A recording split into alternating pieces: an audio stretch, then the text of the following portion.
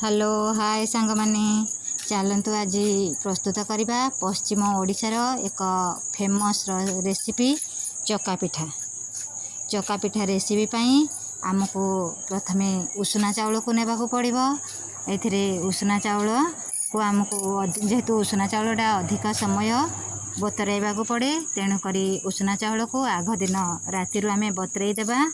उषुना चाउल को आग दिन राति बतराई आमे तार दिन सकाळु ग्राइंडिंग करवा। देखंतु को भली भाबरे उषुना चाउलटी आमर ग्राइंडिंग हो सारी। आमे ताकू 2 ରୁ 3 घंटा फॉर्मेट पाई छाड़ी देबा। ता भितरे आमे बे पूरा प्रस्तुत करवा। पूरा प्रस्तुत करिया पाई आलू मटर को मु आगरू सिझाई देइथिली। आ गोटे मसला तैयारी करथिली। अदा रसुण जीरा पियाज गोटे मसला प्रस्तुत करिथिली। आउ किछि भृसुंगा पत्र टमाटो पियाज धनी आमर मसला गुंड लंका गुंड हलदी गुंड लुण ए सबू नहीं सामग्री नहीं आमे प्रस्तुत करवा। चका पिठार मसला पूरट को आमे प्रस्तुत करवा। देखंतु प्रथमे आमे कड़ाई रे किछि तेल नहीं जिबा। तेलटी जेते बेले गरम हो जिवो आमे सेथिरे किछि फुटण बा जीरा पकई देबा। जेहेतु एडा आम घरे छोट छुआ अछंती आमे टिके राग बेसी प्रिफर करूनी, सेइथि पई आमे राग को लंका कंचा लंका पकाउनु। जदि आपण राग पसंद करंती ताहले काटी कंचा लंका देई पारिबे। आ फुटण फुटी गला परे सेथिरे आमे पकेबा भृसुंगा पत्र आउ किछि पियाज आमे सेथिरे पकई देबा। पियाज भाजिबा समय रे आमे अल्प चिना बादाम से पियाज रे पकई देबा, जो द्वारा कि पियाज सांगरे चिना बादामनी मध्य भल भाबरे भाजी हेइ जिवो। देखंतु मु किछि चिना बादाम नहीं जाइछि आउ से पियाज सांगरे मु एबे से चिना बादाम गुडी को भाजीबी। चिना बादाम तापरे चिना बादाम अल्प भाजी हो गला परे सेथिरे आमे लंका गुंड पकेबा। जदि मसला पकेबा आगरो जदि आमे लंका गुंड पकेबा ताहाले कलरटी भल आसे, तेणु करी अल्प किछि मु लंका गुंड नेछि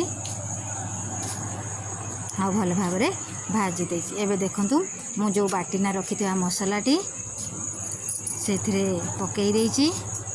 आउ मसलाटी आउ तापरे बाटी रखिथिया परे आमे किछि कस्तूरी मेथी मसला गुंड टमाटो आउ हलदी गुंड स्वाद अनुसार लुण आमे सेथिरे पकेई आउ मसला गुडी को कसी देबा। देखंतु अल्प किछि पानी दे मसला को भल भाबरे कसी देबा। देखंतु को भली भाबरे मसलाटी आमे कसुचे एई भली भाबरे आमे मसला गुडी को कसी देबा। सांग माने जदि मो वीडियो आपण मानको भल लागु थाए ताहले प्लीज लाइक शेयर एवं सब्सक्राइब करि देबे। आउ बेल आइकन को दबाई देले मोर प्रतिटी वीडियो आपण का पाको पहुँची पारिबो, जो द्वारा कि मु जो नुआ नुआ रेसिपी छाड़बी आपण को सेडार भल लगे। आउ जदि पश्चिम ओडिशार कौनसी रेसिपी आपण मानक भल लगे ताहले मते कमेंट रे कहिले मु निश्चय से रेसिपी परवर्ती वीडियो रे आनिबा पई चेष्टा करिबी। देखंतु सांग माने को भली भाबरे आमर मसलाटी प्रस्तुत हो जाइछि। आउ ए भली मसलाटी आमे कसी देबा।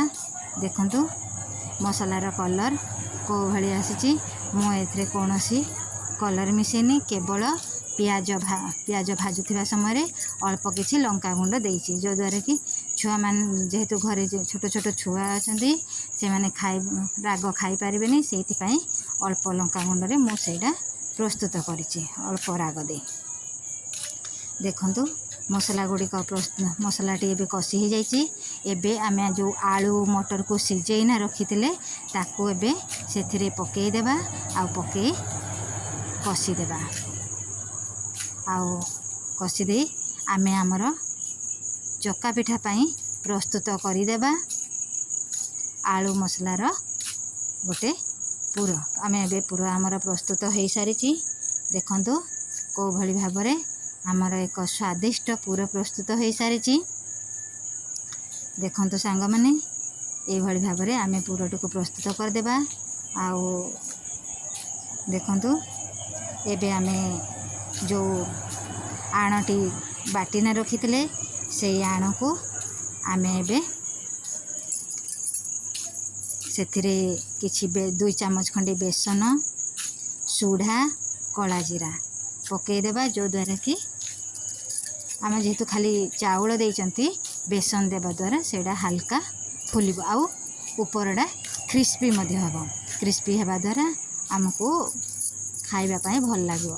देखंतु एई भली भाबरे आमे जो पुरोडा तयारी करथिले गोल गोल शेप देई आमे ताकू रखी देबा आउ तापरे आमे सेथिरे देखंतु को भली भाबरे आमे गोल गोल करी रखी सारला परे आमे एथिरे पकई